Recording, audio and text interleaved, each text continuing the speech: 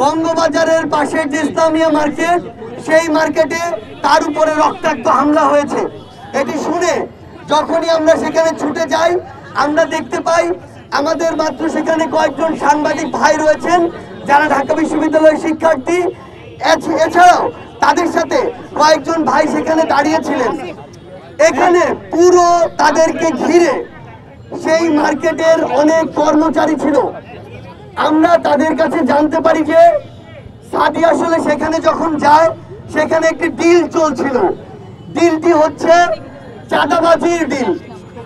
আমরা জানি বিগত 16 বছরের যে ফ্যাসিস্ট সরকার, তারা দেশের প্রত্যেকটি রন্ধ্রে রন্ধ্রে চাঁদাবাজির একটি ক্ষেত্র গড়ে তুলেছে। যেই ক্ষেত্রগুলো আমরা প্রত্যেকটি জায়গায় দেখতে পাই। সেখানে যখন তারা এই চাঁদাবাজির বিষয়ে জানতে পারে, তখন তারা যখন সেখানে যায়, অন্যান্য যারা রয়েছে সেখানে, তাদের যারা সিন্ডিকেট রয়েছে, যারা আওয়ামী লীগের দালাল ছিল, তারা একটি ডিল করছে।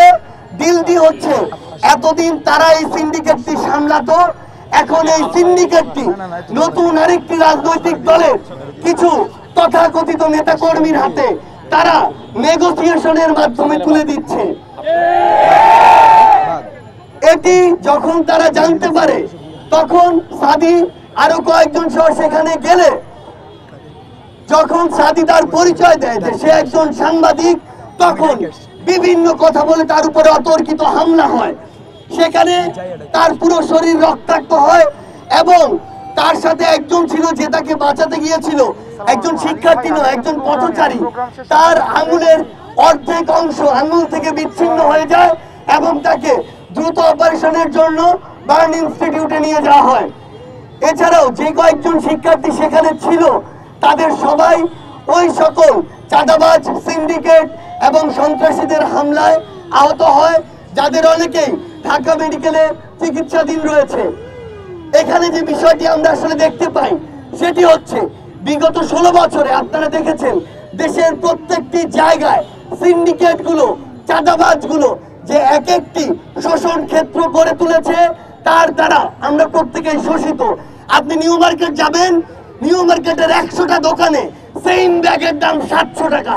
কোথাও যদি 690 টাকা বিক্রি হয়, তার বিরুদ্ধে সিন্ডিকেট ব্যবস্থা নেয়, সিন্ডিকেট তাকে ফাইন করে, সিন্ডিকেট তাদেরকে সমিতি থেকে বের করে দেয়।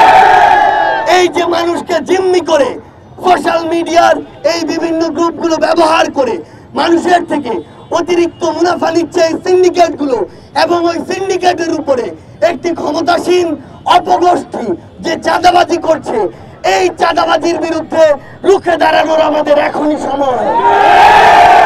আপনি যদি কাঁচা বাজারে যান, তাহলে দেখবেন যে সবজিটি একজন কৃষক 30 টাকা কেজিতে বিক্রি করে, সেই সবজি আপনি ঢাকার একটি বাজারে 80 থেকে 100 টাকা আপনার কিনতে হয়।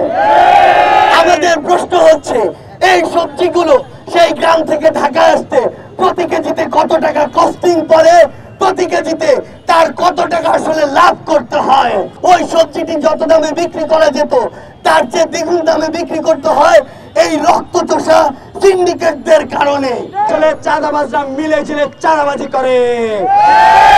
এই স্বপন এবং চামিলিকে অনতি বিলম্বে গ্রেফতার করতে হবে। বৈষম্য বিরোধী ছাত্র আন্দোলন আপনারা দেখেছেন স্বৈরাচার শেখ হাসিনার বিরুদ্ধে রক্ত দিয়েছে, আর এইসব চাঁদাবাজকে রুখে দিতে আমাদের বিন্দু মাত্র সময় লাগবে না। আজকের এই মঞ্চ থেকে দুটি দাবি স্পষ্ট করতে চাই। 1 নম্বরে, যারা আজকের এই ন্যাক্কারজনক হামলার সাথে জড়িত ছিল, তাদেরকে অনতি বিলম্বে গ্রেফতার করতে হবে। আমাদের 2 নম্বর দাবি, সারা দেশে যে সকল স্থানে সিন্ডিকেটের মাধ্যমে চাঁদাবাজি করছে, যারা বিভিন্ন ধরনের নাম ব্যবহার করছে, তাদেরকেও আইনের আওতায় আনতে হবে।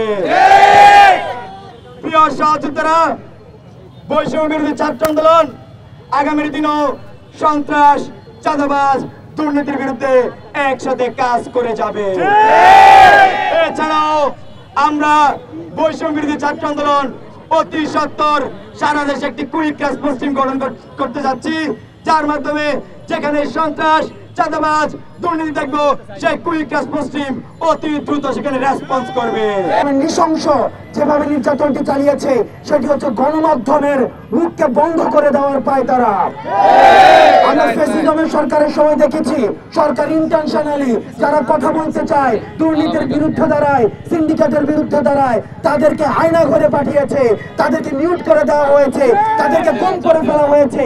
এই ফ্যাসিজমের দূষণ অন্য নামে, ভিন্ন নামে, বিভিন্ন রাজনৈতিক নামে, আবার আমার বন্ধু সাদির উপরে, সাংবাদিক সমিতির সভাপতির উপরে যেই ধরনের অতর্কিত হামলা করেছে, আমরা সেগুলোকে ফ্যাসিস্ট লিগেসি হিসাবে চিহ্নিত করি এবং সেগুলোর স্থায়ীভাবে পুনরুদ্ঘাটন পর্যন্ত, আমাদের স্থায়ীভাবে সমূলে উৎপাদন না হওয়া পর্যন্ত আমাদের আন্দোলন অব্যাহত থাকবে এবং চামিলি এবং বিএনপির যে স্বপন তাদেরকে দ্রুততম সময়ের মধ্যে আইনের আওতায় নিয়ে আসতে হবে।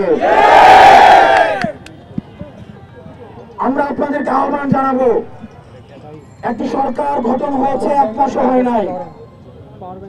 আপনারা 16 বছর নির্যাতন সহ্য করেছেন। অনেকে 16 বছর বললো, আমরা সেটাকে 18 বছর বলি। আমরা 18 বছর ধরে নির্যাতন সহ্য করেছি। সেখানে প্রত্যেকটা ইনস্টিটিউশনকে ধ্বংস করে ফেলা হয়েছে। আমাদের এই ইনস্টিটিউশন গুলাকে আবার রিফাংশন করার জন্য আমাদের সময় লাগছে। আমরা এই অন্তর্বর্তীকালীন সরকারকে আমরা সহযোগিতা করব। বিভিন্ন সমিতির নামে বিভিন্ন গ্রুপিং করে টেন্ডারবাজ বিভিন্ন স্বার্থান্বেষী তবে আমরা যেভাবে রাস্তা দখল করে অন্তর্বর্তীকালীন সরকারকে কাজে বিঘ্নিত করছি, সেটিকে আমরা ফ্যাসিবাদের লিগেসি হিসেবে চিহ্নিত করছি। আমরা যেভাবে ফ্যাসিস্ট সরকারকে দমন করার জন্য সবাই একসাথে হয়েছিলাম, আমরা ধ্বংসের সময় যেভাবে একসাথে হয়েছিলাম, ঠিক রাষ্ট্র পুনর্গঠনের সময় সবাই আমরা একসাথে থাকতে হবে। আপনাদেরকে সতর্ক করতে চাই, বিভাজনের রাজনীতির মধ্য দিয়ে ফ্যাসিজমের উৎপত্তি হয়। আপনারা ইতিমধ্যে দেখে থাকবেন আমাদের মধ্যে বিভাজনের রাজনীতির যে ইনজেকশন রয়েছে সেটিকে আবার পুশ করার চেষ্টা করা হচ্ছে। বিভিন্ন রাজনৈতিক পরিচয়, সমন্বয়, সহসমন্বয়ের পরিচয়, আমরা দেখেছি এই পরিচয়গুলোতে আমরা যারা কাজ করছি নিরলসভাবে কাজ করে যাচ্ছি, কিন্তু আমরা দেখছি একটা সুবিধাবাদী গোষ্ঠী এই সমন্বয়ক এবং সহসমন্বয়ক পরিচয়ে বিভিন্ন জায়গায় চাঁদাবাজি করছে, তারা বিশেষ সুবিধা আদায় করছে। আমরা আপনাদের প্রতি আহ্বান জানাবো, সমন্বয়ক এবং সহসমন্বয়ক বিশেষ কোনো সুযোগ সুবিধার দাবি রাখবে না। তারা সাধারণ শিক্ষার্থী, শুধুমাত্র স্ট্রিট ভয়েস হিসাবে ও অন্তর্বর্তীকালীন সরকারকে স্ট্রিট ভয়েস হিসাবে সহায়তা করার জন্য এবং ক্রিটিসাইজ করার জন্য, তারা যেন আবার ফ্যাসিজমের কোন ধরনের পুনর্বাসন না করতে পারে, চেক এন্ড ব্যালেন্সের জন্য ছাত্র নাগরিক সবসময় মাঠে থাকবে। সবাইকে ধন্যবাদ। এবং আমাদের এই যে গণমাধ্যমের উপরে যে হামলাটি হয়েছে, এই ধরনের হামলা যদি আবার হয়, সেক্ষেত্রে গণমাধ্যমের কর্মী যারা আপনারা রয়েছেন, আমরা বৈষম্য বিরোধী ছাত্র আন্দোলন থেকে আপনাদেরকে প্রতিশ্রুতি দিচ্ছি, আমরা মত প্রকাশের স্বাধীনতায় বিশ্বাসী, গণমাধ্যমের স্বাধীনতায় বিশ্বাসী। যে কোনো কাজে, যে কোনো প্রয়োজনে বৈষম্য বিরোধী ছাত্র আন্দোলন আপনাদের পাশে থাকবে।